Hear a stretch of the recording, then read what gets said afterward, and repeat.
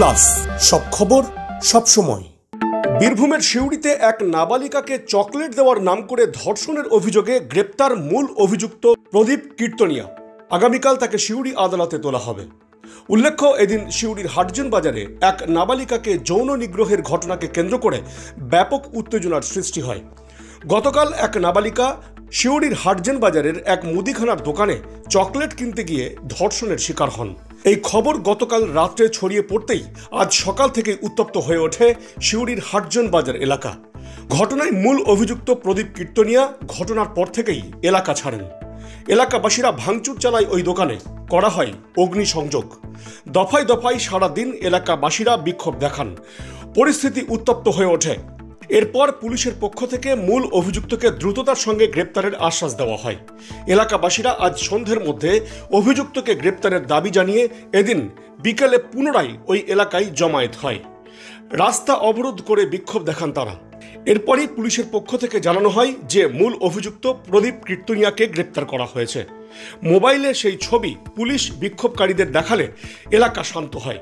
বিক্ষোভ তুলে নেন আম জনতা। সিউড়ি থানার পুলিশকে দ্রুত অভিযুক্তকে গ্রেপ্তার করার জন্য স্থানীয় বাসিন্দারা ধন্যবাদ জানিয়েছেন। সকালে যেটা হয়েছে সেটাও ঠিক হয়নি।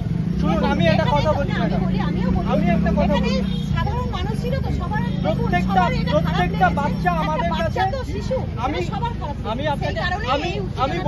আমি বলিনি কোথাও উত্তেজনা মানুষের মধ্যে হতে পারে। যে ঘটেছে সেটা খাইনি, ঘুমাইনি, বসিনি, আমরা আসামির পিছনেই ছুটে বেরিয়েছি। কিন্তু আমি জ্যোতিষী না, আমি তো হাত গুনতে জানি না। আপনি যদি আমাকে এক্ষুনি বলেন যে হাত গুনে বলে দিতে যে আসামি কোথায় আছে, আমি পারবো না। আমাকে নির্দিষ্ট কিছু প্রসেস টেকনিক্যাল উপরে ভিত্তি করেই ধরতে হবে তাকে।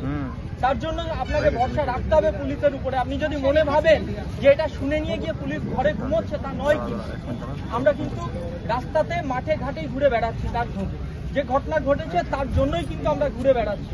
সেই ভরসাটুকু রাখতে হবে। কিন্তু আইন হাতে তুলে নিয়ে বিশৃঙ্খলা তৈরি করা এটা সমস্যার সমাধান নয়। তাহলে আমি যদি সেই বিশৃঙ্খলার মধ্যে ইনভলভ হয়ে যাই, তাহলে আসামিকে খুঁজে বার করতে গিয়ে আমার সময় লেগে যাবে, আরো সমস্যা হবে। সেটা কি আপনাদের কাম্য? সেটা তো আপনাদের কাম্য নয়। আপনারা চান তো আসামি ধরা পড়ুন। তাহলে আমাকে ভরসা বিশ্বাস রেখে সেই সময় সুযোগটুকু দিতে হবে যাতে আমরা পারি সেটা করতে। একটু সময় সুযোগ দিয়ে দেখে নিতে হবে আমরা পারি কিনা।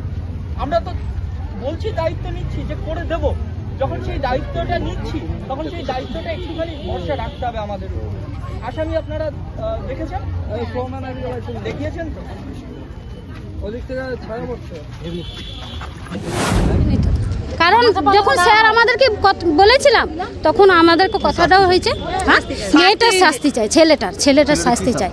এই যে ফাঁসি হচ্ছে, ফাঁসি চাই যেন আর কোনোদিন পরিবর্তিত কালে আর কোনো মেয়েরা যদি হোক না মানে ফাঁসি দেখ, তো কোনোদিন কোনো মেয়েকে যে এমন শাস্তি দেয়, কোনো মেয়েকে যেরকম এই কাজটা না করতে পারে।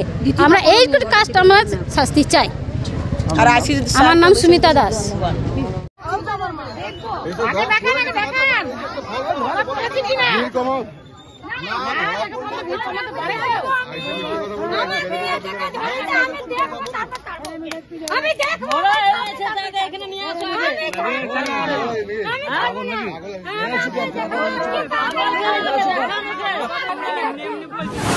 জানালো কালকে যে রাত্রে যে ঘটনাটা ঘটেছিল গতকাল, সেই ঘটনার জন্য আমরা আজ সকালে পথ অবরোধ করি। তারপর আমরা আইসি সাহেবকে সময় দিয়েছিলাম 5টা পর্যন্ত। আইসি সাহেব আমাদের 2 দিন সময় চেয়েছিল, কিন্তু 5টার মধ্যে উনি আমাদেরকে খবর জানিয়েছে যে ওকে অ্যারেস্ট করা হয়েছে, পাওয়া গেছে। উনি ভিডিও কলেও আমাদেরকে দেখিয়েছে, আমরা দেখেছি। এরপরে আমরা থানায় যাব, থানায় গিয়ে আইসি সাহেবকে আমরা আশ্বস্ত, আমরা ধন্যবাদ জানাচ্ছি যে উনি আমাদের 5টার মধ্যেই খবরটা জানিয়েছে যে ওনাকে পাওয়া গেছে, প্রদীপ কীর্তনিয়াকে। হ্যাঁ, আমরা আপাতত বিক্ষোভ তুলছি। আইসি সাহেবকে অনেক অনেক ধন্যবাদ জানাচ্ছি। দীর্ঘ 5 যুগেরও বেশি সময় পথ চলা বীরভূমের এক এবং একমাত্র বনফুল ক্যাটারার অ্যান্ড ডেকোরেটরস এবার নিয়ে এসেছে বনফুল ইভেন্ট ম্যানেজমেন্ট। আপনার ভাবনা আমরা ফুটিয়ে তুলব বাস্তবে। সম্পূর্ণ আধুনিক আঙ্গিকে Bonoful caterer and event management system আপনার অনুষ্ঠানকে করে তুলবে চিরস্মরণীয়।